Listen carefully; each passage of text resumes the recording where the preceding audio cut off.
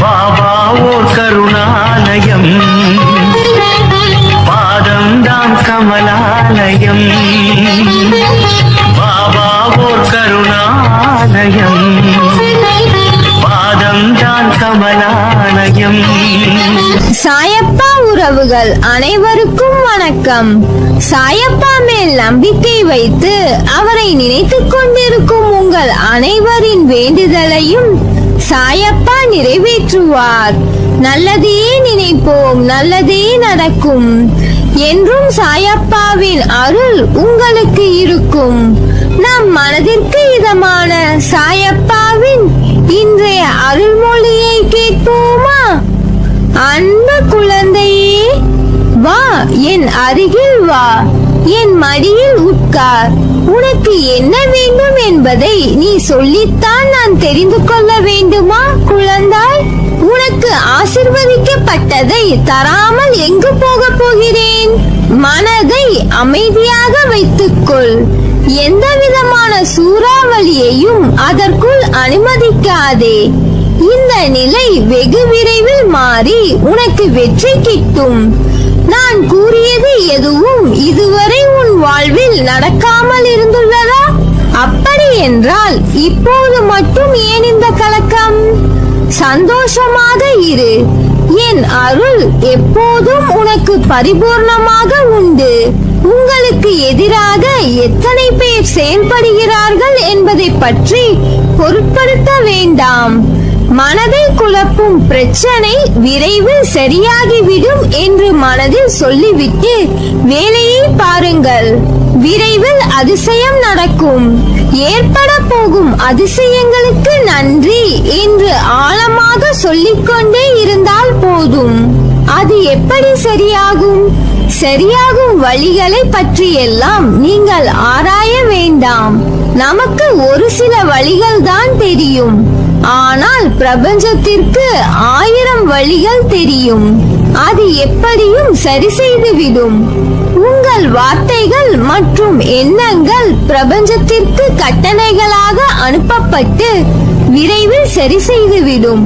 உங்களை சுற்றி எதிராக நடப்பதை பற்றி கவலைப்பட வேண்டாம். பயம், குழப்பங்கள் வரும்போது பதட்டம் இல்லாமல் அமைதியாக இருக்க கற்றுக்கொள்ளுங்கள். நான் மிகுந்த நம்பிக்கையாக இருக்கிறேன். விரைவில் அதிசயம் நடக்கும்.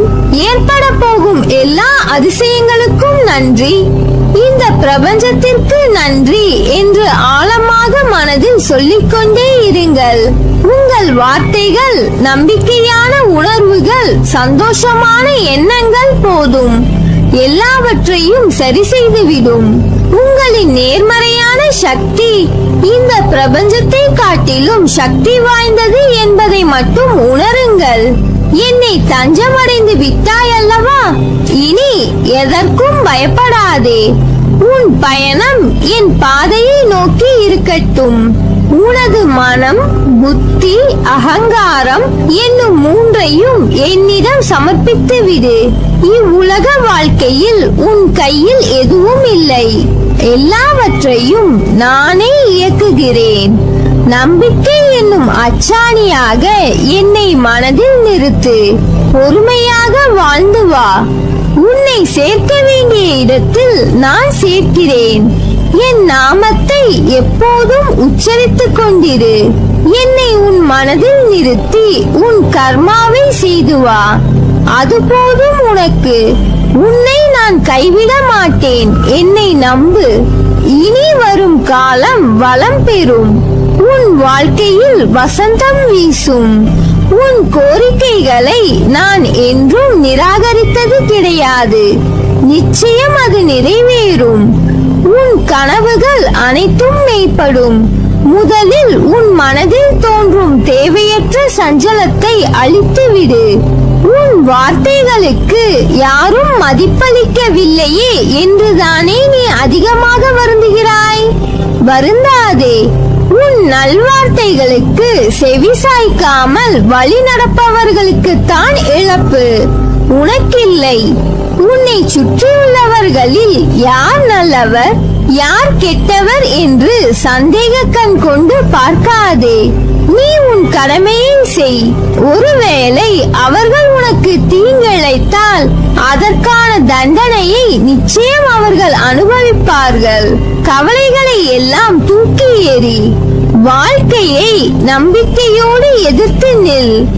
அப்போதுதான் உன்னால் தடைகளை தகர்த்து வெற்றியடைய முடியும். உனது துயரங்கள், விரக்திகள், கடன் சுமைகள் அனைத்தும் உன்னை விட்டு விலகும். உனது நிழலாக நான் இருக்கும் போது எதற்காகவும் நீ கலங்கக்கூடாது. நீ ஏன் எல்லாம் உன் தலையில் வைத்துக் கொண்டிருக்கிறாய்? ஏன் உன் அப்பா நான் உன் வலிகளை தாங்க மாட்டேனா? நீ அழும்போது என் மனம் துடிக்கின்ற துடிப்பை என்னால் எந்த வார்த்தைகளில் உன்னிடம் கூறுவது என்று தெரியவில்லை.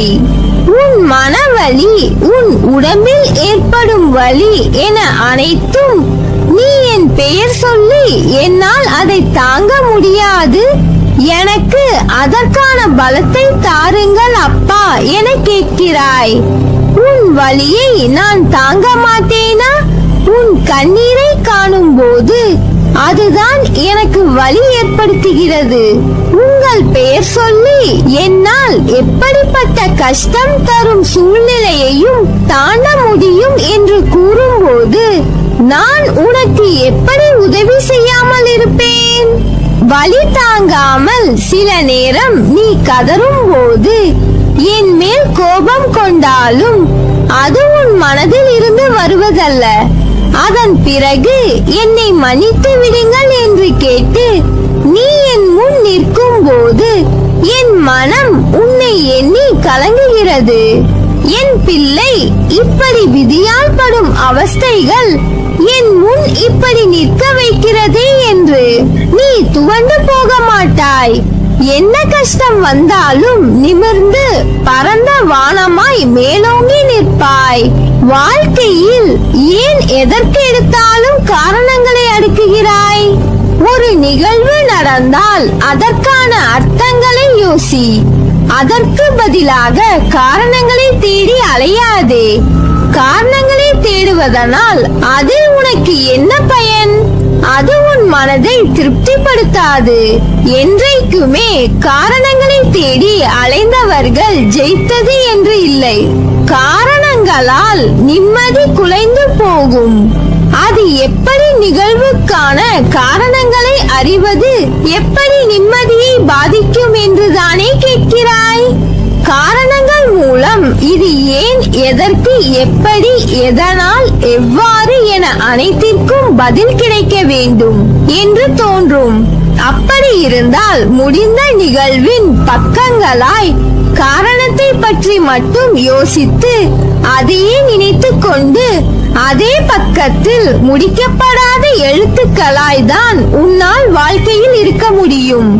அதற்கு பதிலாக இவ்வாறு நினை: என்ன நடந்தாலும் அதற்கு ஒரு காரணம் இருக்கும். அது என் சாயப்பாவுக்கு தெரியும்.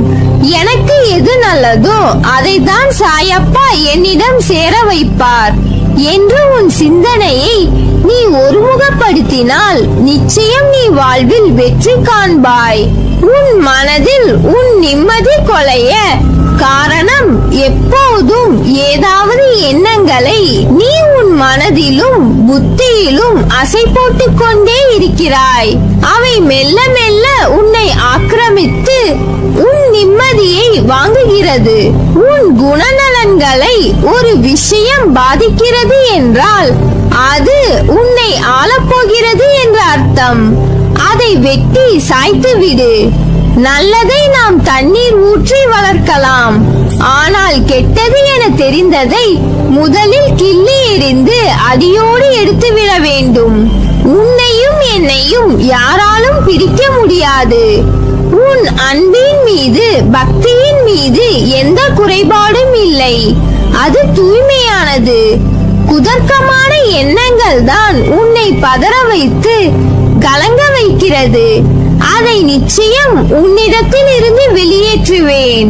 அப்படி அது உன்னை பதற வைக்கிறது என்றால் ஒரு நிமிடம் சாயப்பா என்னையும் என்னை சுற்றி உள்ளவர்களையும் நிம்மதியாய் வாழ வைத்து அருள் புரியுங்கள் என்று நினைத்துக் கொண்டால் அமைதியாக அந்த குதர்க்கமான எண்ணங்கள் உன்னை விட்டு அகன்று போகும். உன்னிடத்தில் உன் சாயப்பா எப்போதும் இருப்பேன். என் அருளும் ஆசீர்வாதமும் எப்போதும் உனக்கும் உன்னை சுற்றி உள்ளவர்களுக்கும் உண்டு. ஜென்ம ஜென்மமாய் நான் சுமக்கும் என் உயிர் நீ. உன் அம்மாவாக அப்பாவாக என்றும் அரவணைத்து என் இதயத்தில் வைத்து வாழ வைப்பேன். மனதில் நம்பிக்கையோடு இரு.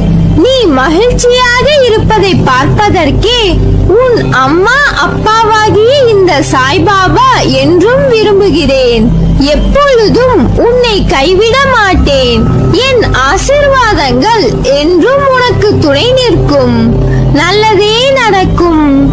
நீ என் பரிபூர்ண அருளும் ஆசீர்வாதமும் அன்பும் பெற்ற என் செல்ல பிள்ளை.